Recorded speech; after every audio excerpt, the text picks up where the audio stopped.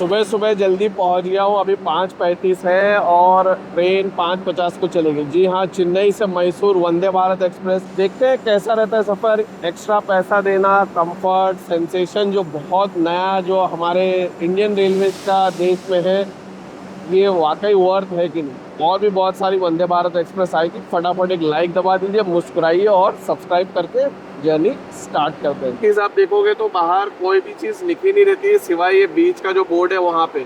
यहाँ पे C2 C1 ऐसे कोच नंबर लिखा रहेगा। हमारे पुराने कोचेस की तरह जैसे यहाँ पे चेयर कार है या आगे स्लीपर ऐसा लिखा रहता था, वैसे नहीं है। तो ये चीज़ का ध्यान रखें। तो इस ट्रेन में जैसे कि मैं जा रहा हूँ, आगे मेरा कोच है C1, एकदम आगे की तरफ है। आप अगर थोड़ा सा भी लेट हो रहे हैं या एकदम ट्रेन का छूटने का टाइम है तो पहले ही बोर्ड कर लीजिए। ऑटोमेटिक डोर सिस्टम है, अंदर ही अंदर ट्रेन इंटरकनेक्टेड है, आप अपनी सीट पे पहुंच जाएंगे। लेकिन ट्रेन के कोच तक पहुंच के फिर बोर्ड करने का रिस्क ना ले अगर आपके पास टाइम कम हो। कोच के पास आ गए हैं तो कोच के अंदर चलते हैं। चेन्नई मैसूर वंदे भारत एक्सप्रेस 11 नवंबर 2022 को इसका उद्घाटन हुआ था। और ये जो बंदा उतरा है ये ऑन बोर्ड हाउसिंग स्टाफ का है जो साफ़ सफाई के लिए ट्रेन में रहते हैं। पहली चीज़ मैं देख रहा हूँ कि C1 में खाली 1 to 44 है और बाकी सब में 1 to 78 है। तो फर्स्ट और लास्ट कोच में सीट थोड़ी कम है। पैसेज तो बहुत बड़ा है।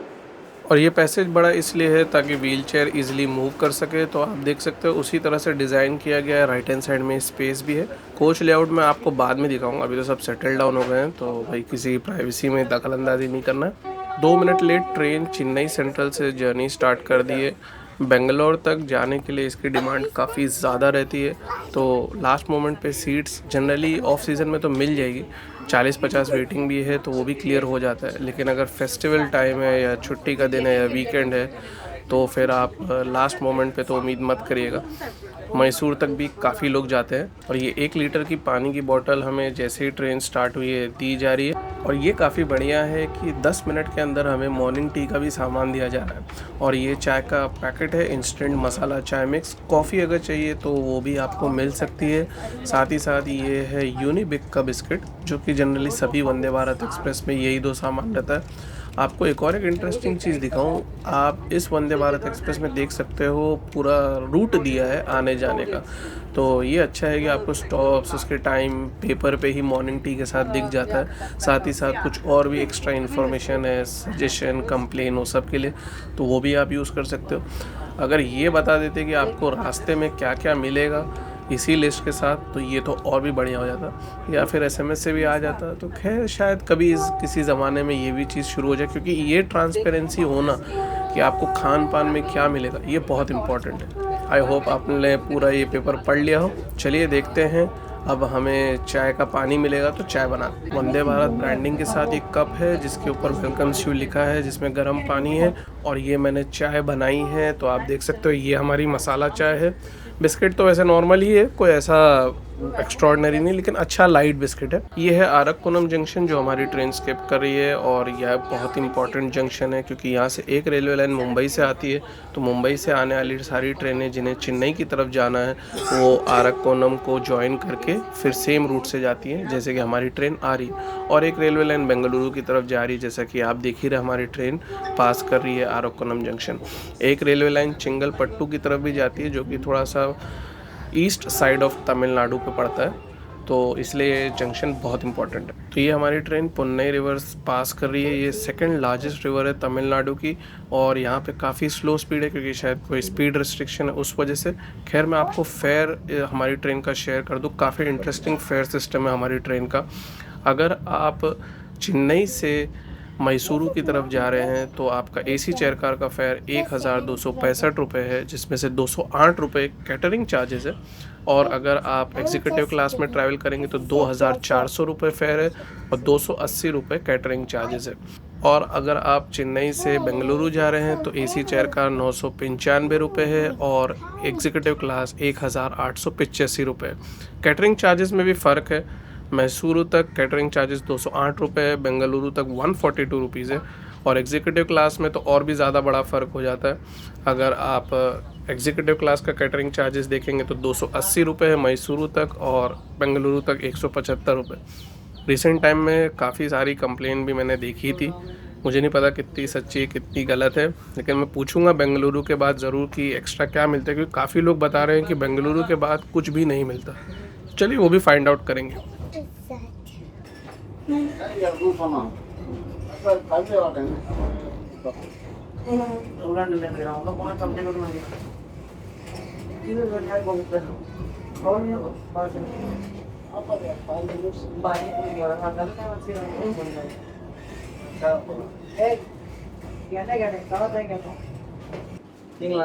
Doors open on left side.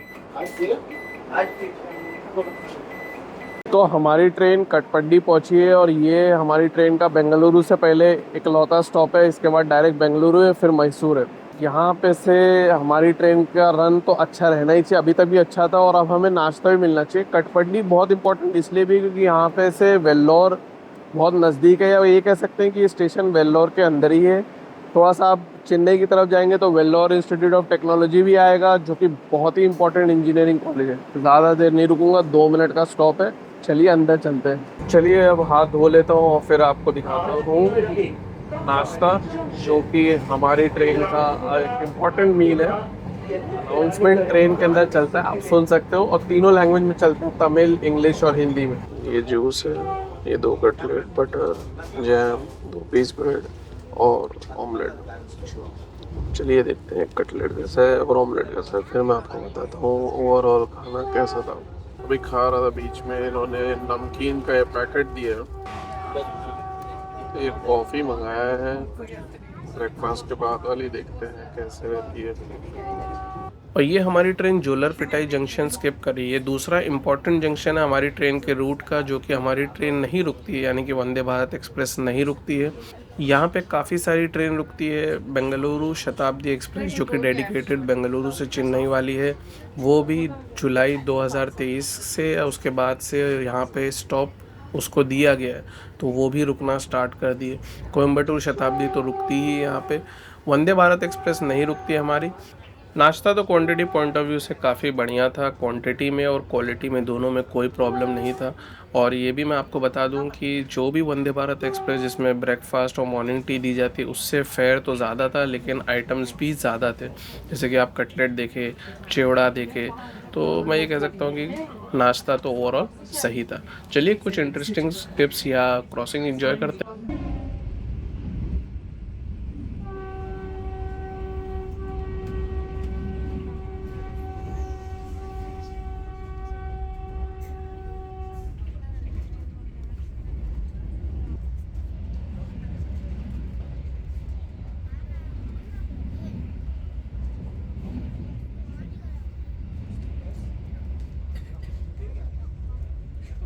तो अभी मैं वॉशरूम में आया हूँ, आपको वॉशरूम भी दिखा दूँ। बहुत ही इंटरेस्टिंग और डिफरेंट है। और C1 कोच में तो एक ही है, क्योंकि कोच भी थोड़ा छोटा है।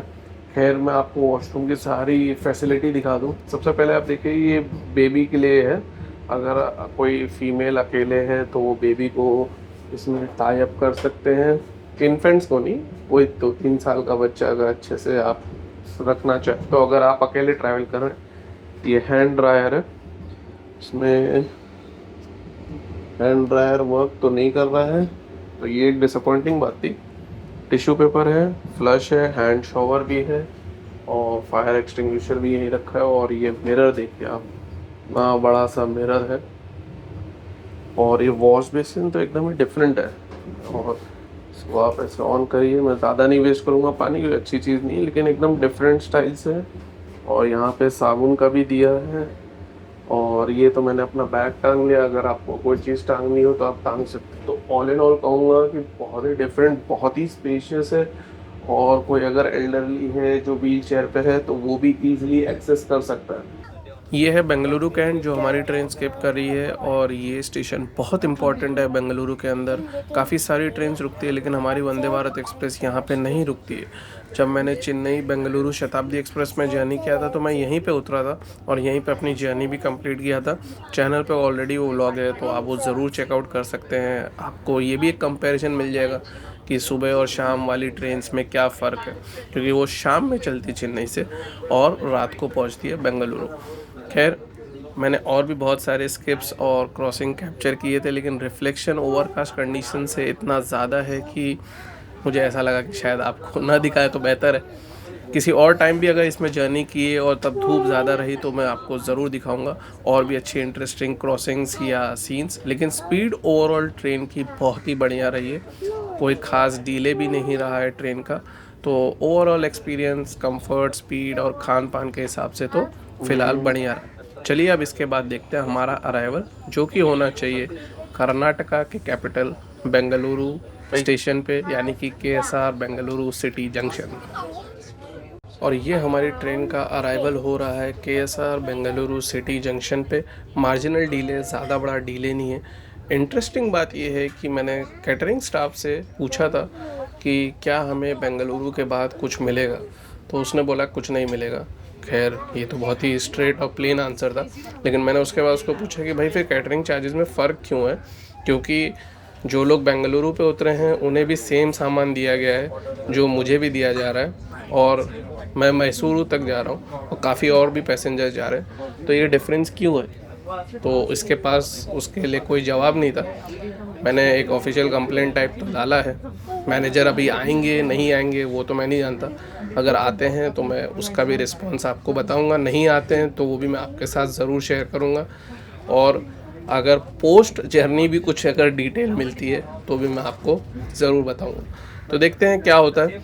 ये सबसे बड़ा स्टेशन है बेंगलुरु में, और ये साउथ वेस्टर्न रेलवे जोन का भी सबसे इम्पॉर्टेंट और बड़ा स्टेशन है।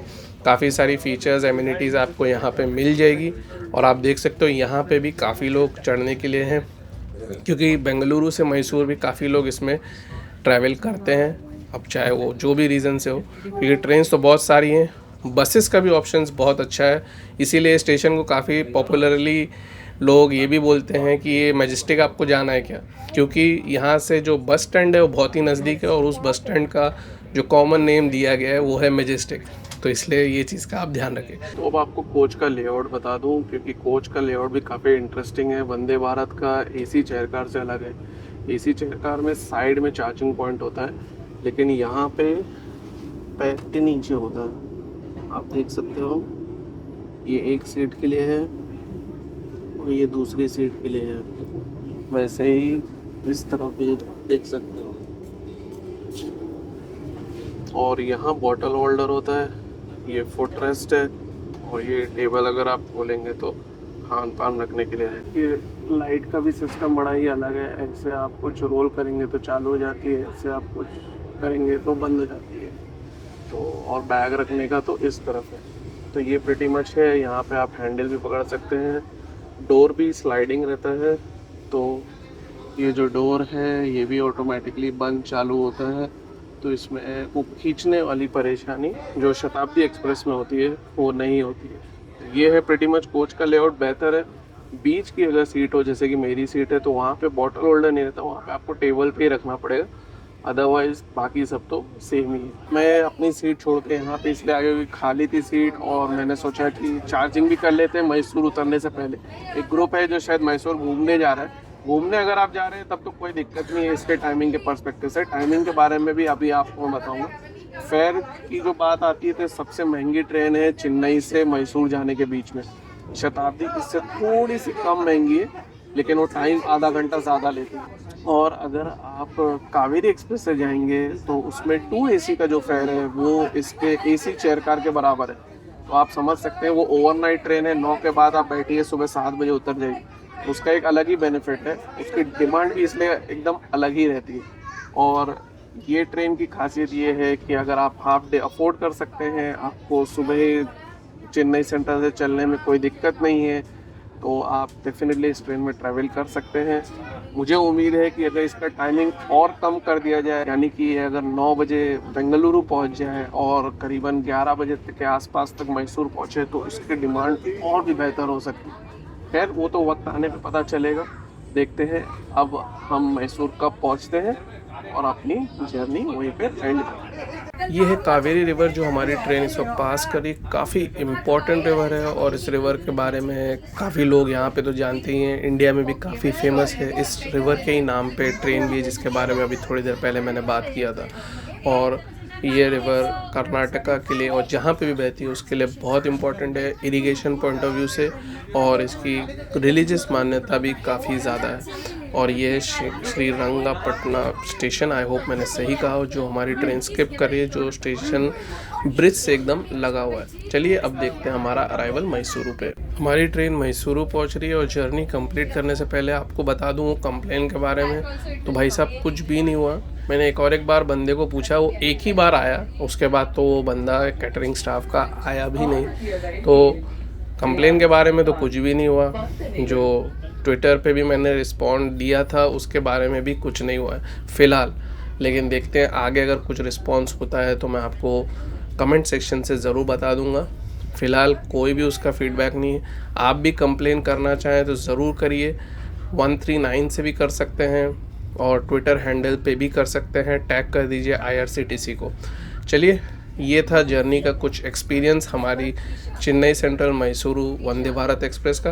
अब उतरते हैं और इस व्लॉग को कंप्लीट करते हैं। जर्नी अच्छी थी, आई होप आपको व्लॉग पसंद आया हो। लाइक बटन ज़रूर दबाएं अगर आपको पसंद आया। कोई सजेशन हो, कोई फीडबैक हो, कोई क्वेश्चन हो तो कमेंट सेक्शन से ज़रूर बताएं। अपना ख्याल रखें, मिलेंगे फिर कोई एक इंटरेस्टिंग जर्नी में। तब तक मुस्कुराते रहें और ट्रैवल करें सेफली।